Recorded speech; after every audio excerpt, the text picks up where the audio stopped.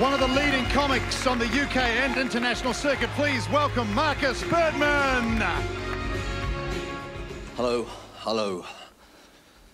Thank you for that lovely warm welcome. I feel like I've ridden into a bar mitzvah on the back of a pig.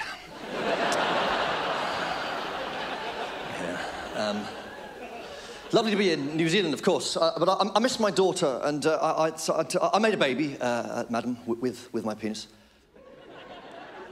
Difficult being a dad, right? I'm not saying it's not difficult being a mum, right? But we dads, we've got no role models, we're not masters of the house, not normally mums. Painfully obvious. I work nights with this job, right? I take my daughter to a playground during the day. I'm met with a sea of female faces glaring at me. Or they ignore you. Difficult being a dad. Dads know this scenario. I was in the bath, my daughter was about 6 years old at the time, waltzes in, points between my legs, says, "Daddy, what's that?" Bad situation for a man to be in. Because you know whatever it is you say, she's going to go straight back to her school, tell all her friends, they're going to tell their teachers, they're going to tell their parents, everybody's going to know exactly what it was that her dad said. So I thought about this very carefully. I said, that is massive.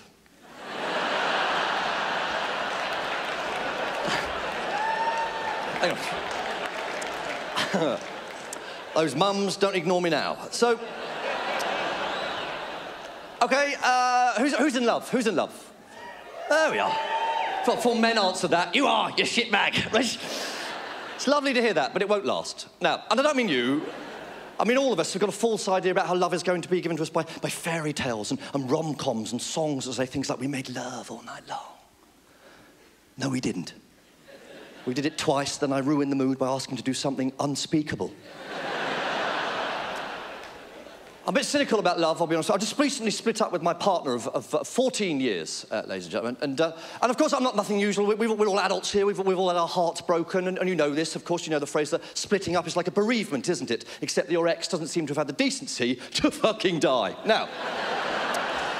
And I'm embarrassed, to be honest with you, because people used to stay together, and I feel like I'm from a feckless generation, couldn't keep a relationship together. I did a gig, there was a couple who'd been married for 32 years.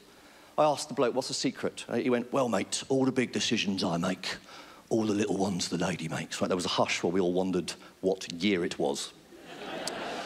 I went, what do you mean, big decisions? He went, I don't know, none have come up yet. Isn't that beautiful, right? People used to stay together, they no longer do. There was another story that my ex was very taken with. You know this story in its various forms. It was in the paper of a couple who had been childhood sweethearts, married 60, 70 years, whatever it is, and the old lady sadly dies, and then the man dies 10 days later, and my ex was very taken with this. It's such a romantic story, such a romantic story. Probably died of a broken heart. He probably died of hunger. We argued, of course, everybody argues. Men can't argue with women. It's difficult, because women remember all this stuff that you're supposed to have said. And you get confused. Well, you'll remember what you said about this in June, and you go, I've no fucking idea, right? God only knows what lesbians do. Well, you remember what you said about that in June? Yes, I do, and I got the minutes from that meeting right fucking here. Thank you very much, ladies and gentlemen.